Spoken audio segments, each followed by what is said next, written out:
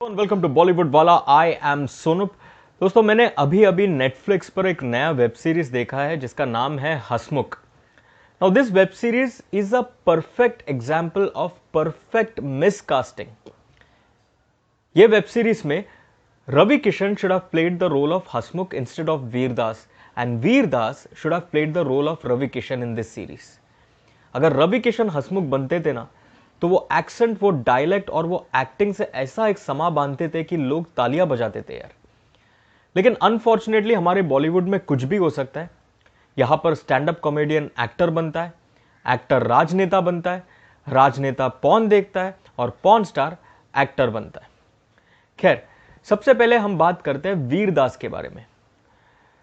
दोस्तों, मुंबई का बनमस्का और वीरदास को लीड एक्टर बनने का चस्का कभी खत्म नहीं होगा।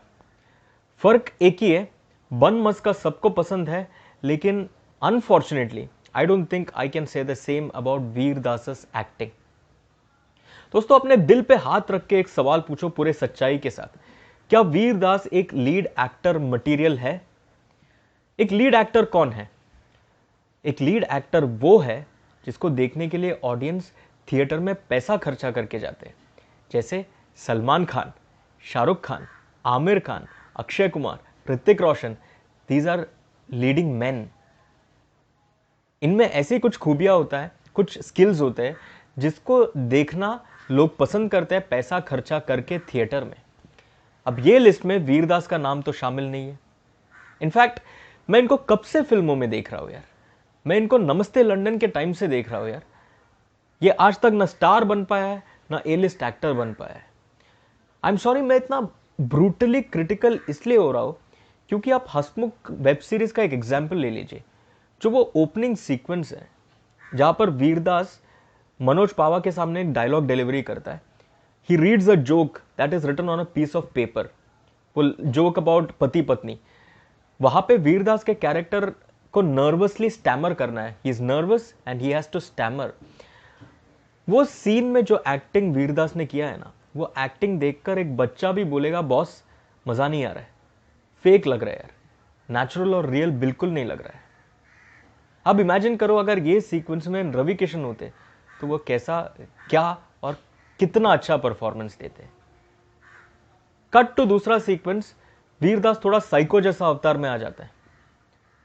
बिल्कुल फ्लैट लगता है उनका परफॉर्मेंस यहां पर भी। कट टू तीसरा सीक्वेंस, डायरेक्ट वो स्टैंड अप कॉमेडी करने के लिए स्टेज पे आते हैं। अब मुझे यहां पे लगा वो कुछ कमाल करेंगे क्योंकि रियल लाइफ में वो स्टैंड अप कॉमेडियन है। लेकिन अनफॉर्चुनेटली इस पर्टिकुलर सीक्वेंस में जो भी जोक्स वो मारता है वो फ्लैट निकलता है, कॉमेडी टाइमिंग बिल्कुल नहीं होता है, और सबसे इंपॉर्टेंट चीज वो डायलेक्ट, वो एक्सेंट सहारनपुर का बिल्कुल अनरियल, आर्टिफिशियल और फेक लगता है।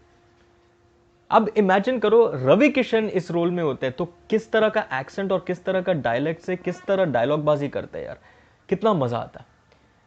तब और एक बात समझ में आया, वीरदास एक सोफिस्टिकेटेड इंग्लिश स्पीकिंग कॉमेडियन है यार।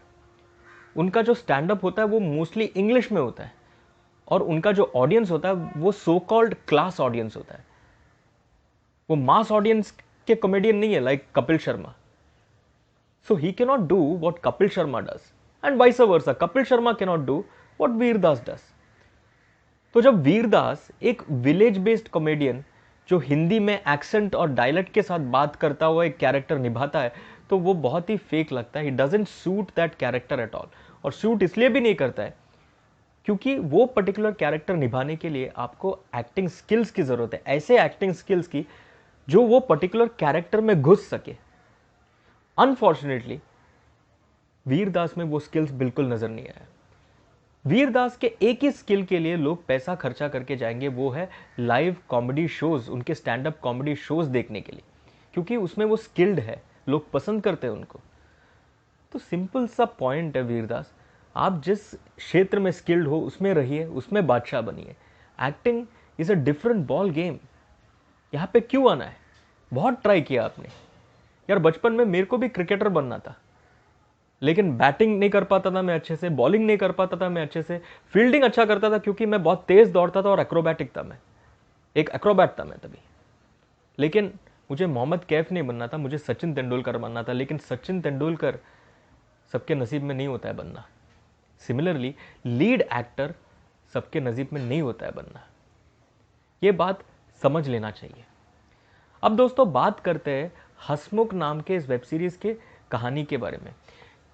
आइडिया बुरा नहीं है, लेकिन आइडिया का एग्जीक्यूशन, आइडिया को जिस तरह से नैरेटिव और स्क्रीन प्ले में तब्दील किया गया है, बिल्कुल बेकार है, बिल्कुल फ्लैट है।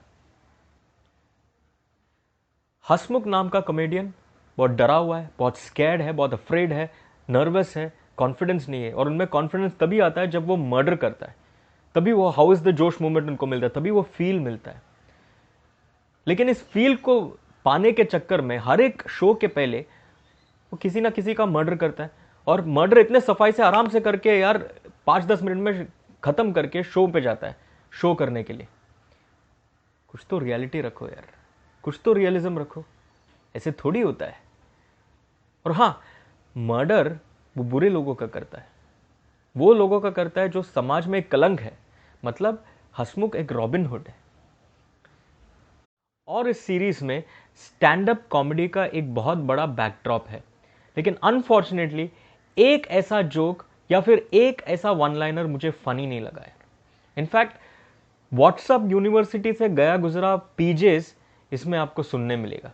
जैसे उदाहरण के तौर पर एक कॉमेडियन एक ऑडियंस में से एक आदमी को पूछता है, ये आपका बेटा है? उसके बाजू में एक बंदा बैठा रहता है, तो उसको पूछता है, ये आपका बेटा है? तो आदमी बोलता है, हाँ, क्यों? तो बोलता है, बेटा तो एसआर के, लेकिन बाप केआर के। फिर दूसरा एक लाइन है, यार बच्चे के चड्डी के अंदर कुतुब मीनार ढूंढना। यार ये सब क्या है यार? एक एक पर्टिकुलर जोक भी मेरे को हंसाया नहीं यार।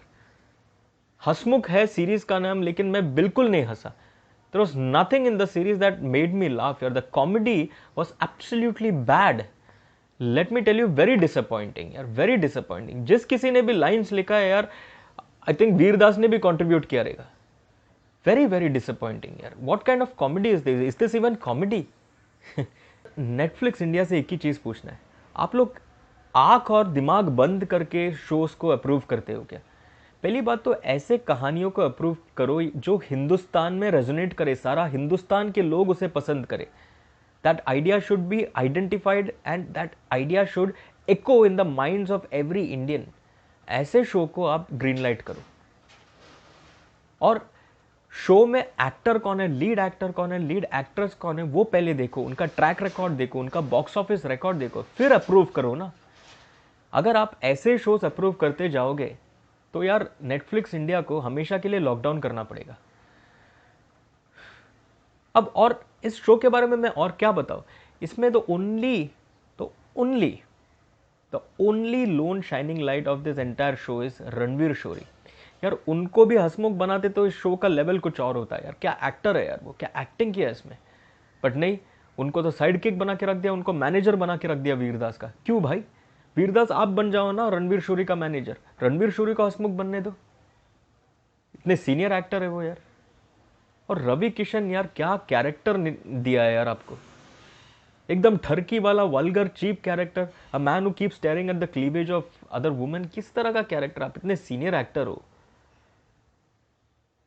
Completely wasted. दोस्तों मैं इस वेब सीरीज को दूंगा 1 स्टार, और ये 1 स्टार इसलिए because there is Ranveer Shorey in it. Otherwise there is absolutely nothing worthwhile about this web series. Very very disappointed. और वीरदास से आखिर में एक ही चीज कहना है, जो मनोज पावा आपको इस वेब सीरीज में बोलते हैं, आप में वो आग नहीं है दोस्त, आप में लीड एक्टिंग का वो आग नहीं है। प्लीज जलाइए मत in the form off season 2 of Hansmukh, please. Thank you.